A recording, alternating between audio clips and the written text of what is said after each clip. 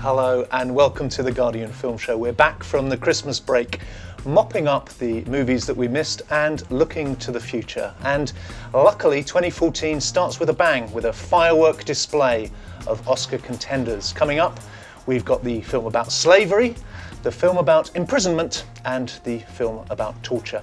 Woohoo! Happy New Year. Coming up on this week's show, Idris Elba takes the long walk to freedom as Nelson Mandela. Colin Firth goes to war against the past as the Railway Man. And just to lighten the tone, a bunch of old crocs have themselves a rocking good time in Las Vegas.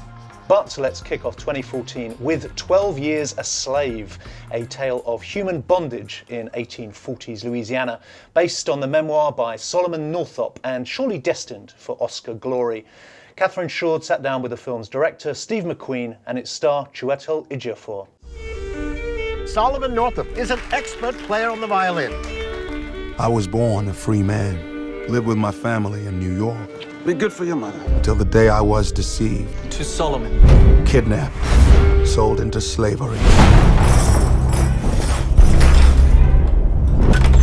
Well, boy, how you feel now? My name is Solomon Northup. I'm a free man, and you have no right whatsoever to detain me. You're no free man. You're nothing but a Georgia runaway. It was a vile, disgusting, violent time in history. And I think people are very, very ashamed of it, and understandably so. But for me, now is a time to sort of, again, as an artist, once you sort of have a situation where you could work with material in a way that you could present it to the public in a way that you feel is urgent, because it hasn't been looked at in a real way before, as far as I'm concerned. It makes it much more sort of, how can I say, important in a way. All I know, we were traveling. We wish we'd died trying. Survival's not about certain death. It's about keeping your head down. Days ago, I was with my family. In my home. Now you tell me all is lost. Tell no one who I am. That's the way to survive. Well, I don't want to survive. I want to live. It's 150 years since these events happened, which is an incredibly short amount of time historically, and we live in the same era as the events that these things happened in, and with seismic differences, but also with numerous similarities. So we understand our societies as well through the history of our societies. So I think we can draw parallels and relevances from stories like this. It just was one of those things where it was a story which was extraordinarily interesting, but not only interesting, extraordinary. And also the fact that it was slavery. Yeah, I suppose people could say that because maybe that film hasn't been presented before in this way. I don't know if it's necessary. All I can say is that I'm happy I made it. I'm joined now by the Guardian film critic Peter Bradshaw and films editor Catherine Shoard. Peter, there's been a huge head of steam building behind this film since it premiered on the festival circuit last autumn. Can you understand why that is, having seen it? Yes, I can. It's had so much enthusiasm and so much love that I almost, through sheer contrarianism, wanted to kind of knock it down a little bit, but I just can't. It really is a very, very brilliant film. It's got all Steve McQueen's visual technique, his visual brilliance, his flair for shocking and confrontational imagery. But here, I think he takes it to the next level.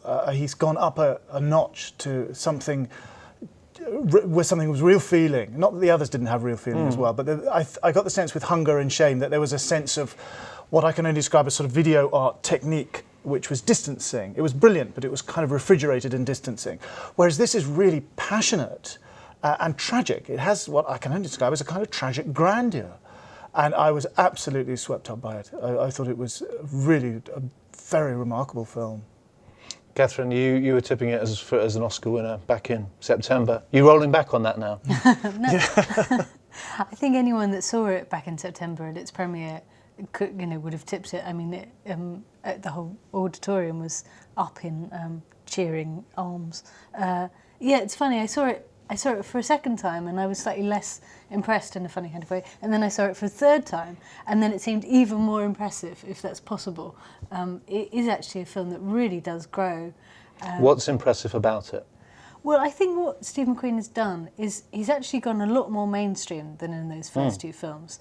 And Almost conventional. Well, that's right. And a lot of what I thought was a problem in the second time I saw it, which is kind of the fairly standard casting. So Paul Dano as a little bastard who used to be kicked out. Cowardly racist. That's right, exactly. And Brad Pitt as as the good guy, and Paul Giamatti as the sort of almost theatrical semi-bad guy, things like that seemed a little bit coshing, and the music seemed a bit, the thing is with this, surely you know that this is a terrible wrong. You don't need to hammer it down people's throats. But then on the third viewing, I thought, in fact, that sort of relentless force with which he hammers it is sort of part and parcel of the theme and of the aesthetic and of what he's done. I think it's an absolutely extraordinary film. About this time last year, we had Django Unchained, which was very much a kind of contemporary view of a historic period, with all that entails, and that kind of, cartoony revenge violence with Django as this angel of vengeance, I guess. Yeah.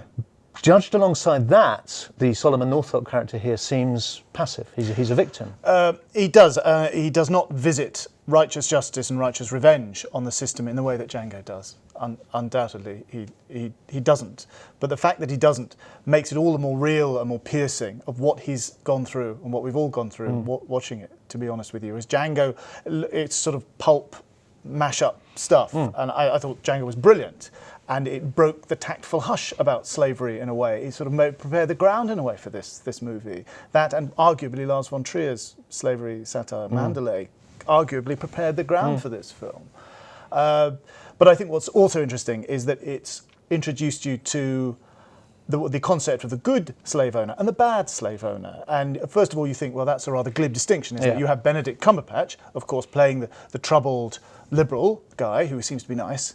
And of course, then you have Michael Fassbender, of course, as Epps, who is a sadist, a sexual abuser, and somebody whose self-hate is coming out in his abuse and violence. But what I think Steve McQueen is saying is, look, in a way, the good guy is even more culpable. He just behaves in a kind of brow-furrowing, troubled way and reads scripture passages in these bizarre open-air al fresco church services to the house staff and the household at the same time. There is a sense in which he's even more insidious and culpable than the obvious nightmare of Epps.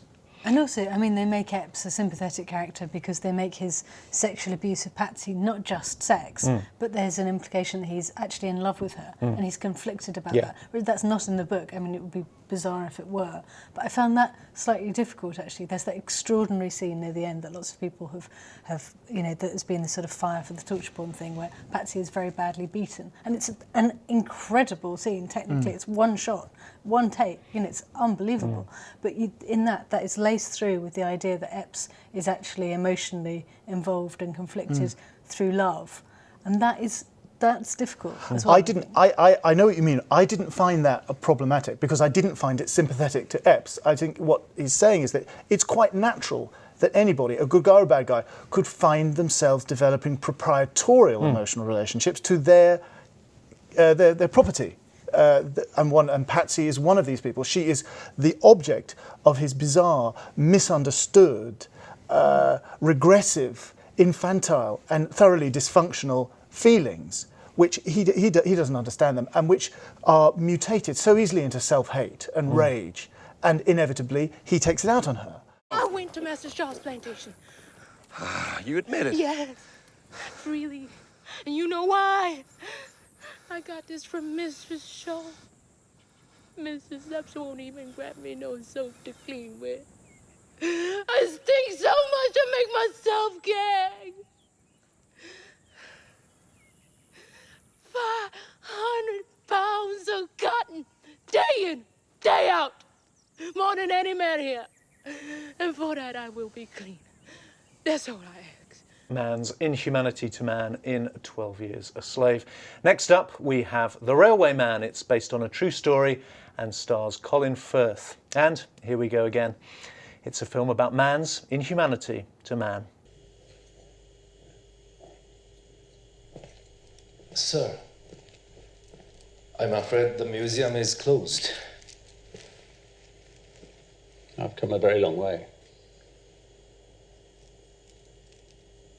I have a particular interest in knowing what happened here. The Railway Man, adapted from the memoir by Eric Lomax, stars Colin Firth as the traumatised former POW, melting down in his marriage to Nicole Kidman and looking back to his years on the Burma Railway when he was played by Jeremy Irvine. He wants answers, he wants peace. Just maybe he wants revenge as well. I'm surprised you don't recognise me.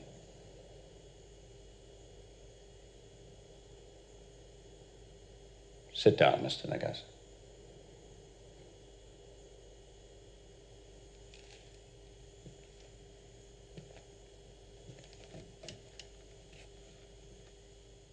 Catherine, another film that you first saw at Toronto last year and quite liked it. I did, and I still do, although it's one of those ones that doesn't necessarily on second viewing or third viewing build.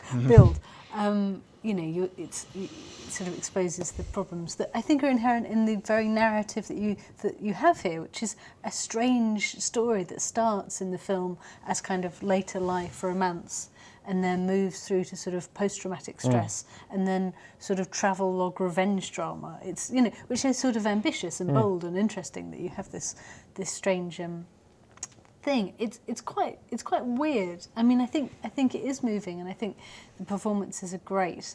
I think narratively there's problems, like the idea that it's these two meet and court and fall in love and get married, and it's on their honeymoon, on their wedding night, she realises that actually he's seriously a basket case. damaged kids. Things like that, they lend themselves in retrospect or in hindsight to sort of parody. But I think there's a lot to enjoy here. I think a lot of people will see this. I think a lot of people will find it very affecting. It's a brave and interesting film, and it's and one shouldn't take the mickey out of it, actually, as I just have. Okay, Peter, are you prepared to take the mickey out of it? It's a reliable performance from Firth, isn't it? Yeah, I'm not want to take the mickey out of it, but I do think there are quite serious and I think insuperable problems with it, and I think they are in the main casting problems.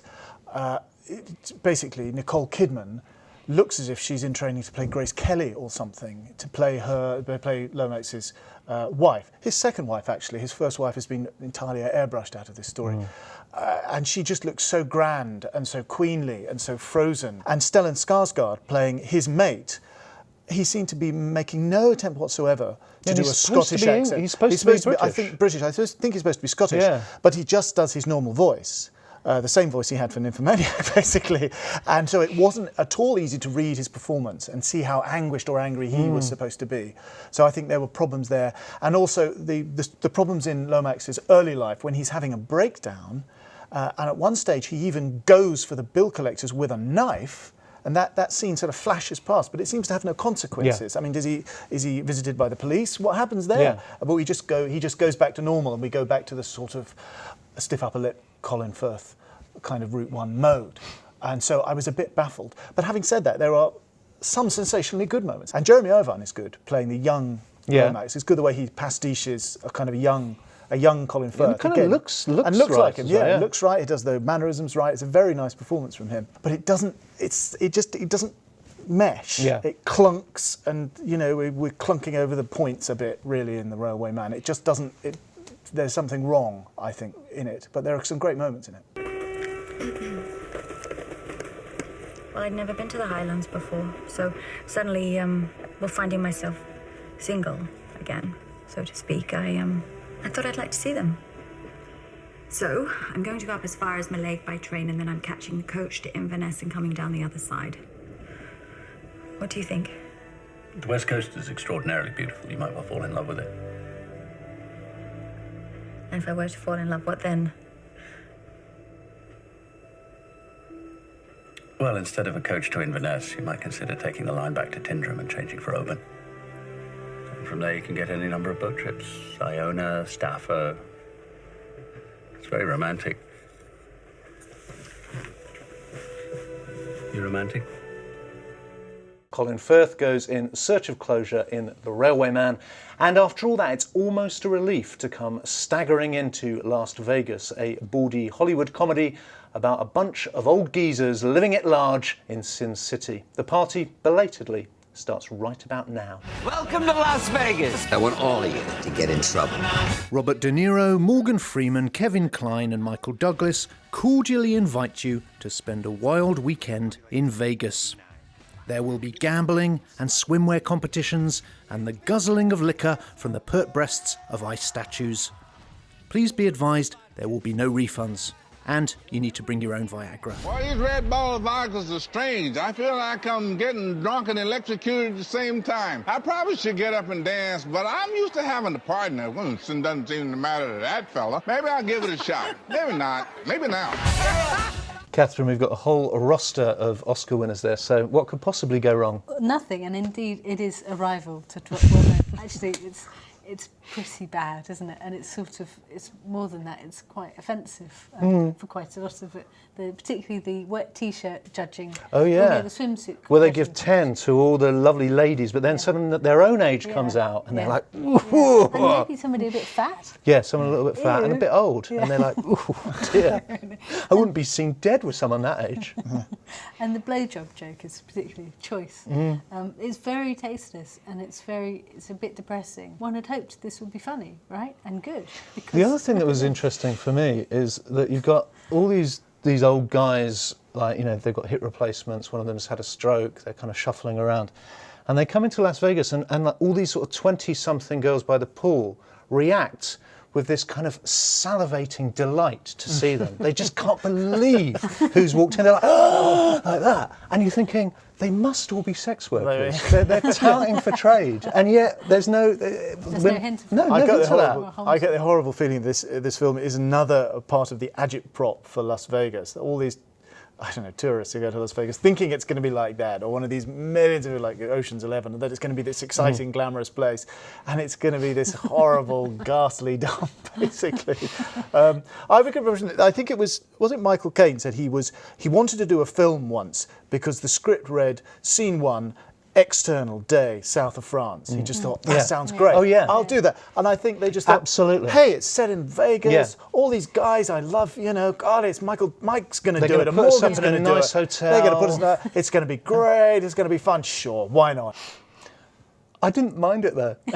You know, having said all that, I thought it was all right. I thought they're all they're the real pros in Las Vegas. They can fake emotion quite well, and Douglas particularly had a bit there's a sort of pathos to his character. Well, you'd know. Here we go way back. So it's objectionable, it's offensive, it's lazy as hell, and yet the four of them they know what they're doing. But I mean, De Niro has a terrible eye for scripts at the moment. I mean, just, you know, he's in dreadful film after dreadful film. Big Wedding, this, The Family. My God, Morgan Freeman will do any old crap. And you know, but Michael Douglas, you know, my estimation of him had gone up a lot lately. But whoosh, straight back down. The penthouse villa. Dollar for dollar, one of the best suites in all of Vegas. 4 bedrooms up top. Fully stocked bar, gourmet kitchen, and all the amenities you see before you. You know what I feel like? I feel like a damn princess. So intimate, that's what I love. I'm at your disposal for anything else that you might need. Is that your job? You're just here for us? I can believe who I was supposed to be hosting this weekend. Who? 50. 50? P50? 50. 50 people in there? No, 50 Cent. Curtis Jackson. Oh, for the Jackson 5, sure. Okay. Robert De Niro, Morgan Freeman and the other ones in Las Vegas there. Just time for one more film, and we now return to this week's themes of imprisonment, injustice and forgiveness, and of course man's inhumanity too. But you get the idea. It's Mandela, Long Walk to Freedom. I have a beautiful wife. I have beautiful children. I want them to walk free in their own land. We will fight for our freedom! Idris Elba is Nelson Mandela, lawyer turned activist turned prisoner turned president, an inspiration to billions and the radical hero of a conservative biopic. Justin Chadwick's dogged, respectful drama ushers us all the way through his turbulent life and times. Does somebody want me? I have cherished the ideal of a free society. It is an ideal for which I am prepared to die. Peter, an inspirational life, but an inspirational film? Well, yes and no, or yes and sort of maybe. It's not bad. It's about as good as you could have hoped. So something that's so close to the subject. It's obviously conceived on very traditional, uplifting kind of epic lines, but unlike, say, T.E. Lawrence or Gandhi for David Lean and Richard Attenborough, Nelson Mandela happened, his death was the day before yesterday. We're still coming to terms with it. We're still trying to absorb it. And so this very, very Route One film is probably the best we could have hoped for.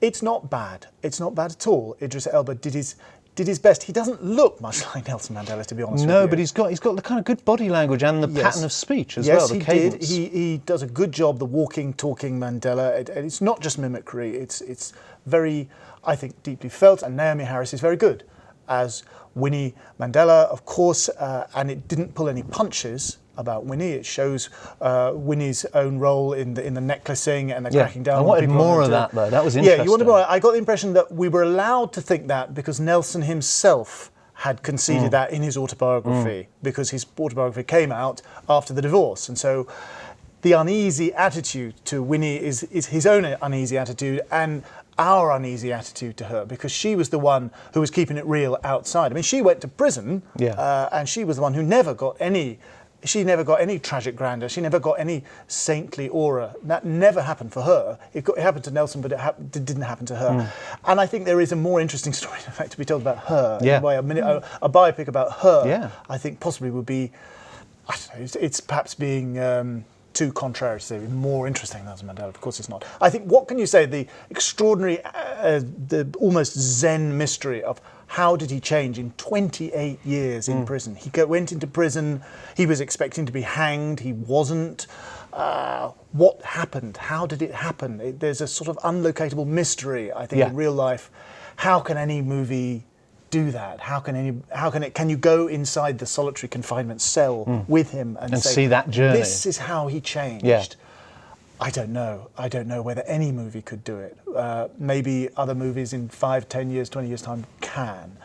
I think this movie, Justin Chadwick and William Nicholson, they did a really good professional job in trying, and it's a watchable movie. Catherine, this might give us the history, but did it give you any insight into Mandela himself? No, I'm not sure it really gave me the history either, because I assume that I'm quite ignorant about Mandela, and I thought a film of this length would give me a lot of information, be very comprehensive. In fact, it felt quite cursory, and I realised that perhaps I do know most of the stuff about Mandela. Of course I don't, and I'd have liked to know what was really going on. And it didn't give me a sense of, as you say, what happened in those years when he was in prison. It all just seemed, a bit daft. I mean, there's that scene early on where you see him working out in the prison cell.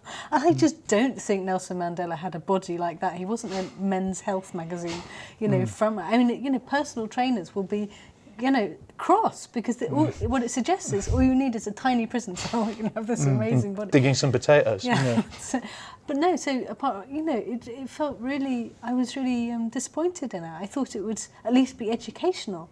I didn't find it that. I didn't find it moving. I just found it faintly absurd, I'm afraid. You weren't even impressed by Idris Elba's performance in it?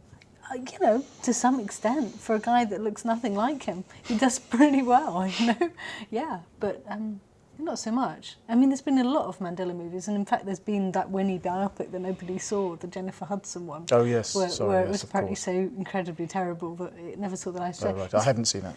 It's funny how there's been quite a lot of really quite bad movies about Mandela. I mean, that Goodbye Bafana was sort of... Oh yeah, that was awful. Yes, I remember with Dennis Haysbert and Joseph Fiennes. Yes, that was very tricky and also quite in slightly bad faith as well. Yeah, it was slightly bad faith. What's interesting about this is that maybe as little as a month ago, this was tipped as one of the kind of the big BAFTA Oscar contenders, and it's just not, is it? It's gone. Well, it's got a nod for outstanding British film, which is weird, given that it hasn't got any others. You sort of think, oh, it all comes together to make an outstanding film, but none of the individual parts are apparently good enough, which is curious. I don't know. It's really interesting to see what its box office prospects will be. I mean, they've been massively changed by Mandela's death, I think. But yeah, I don't know. I don't see it doing awards business, really.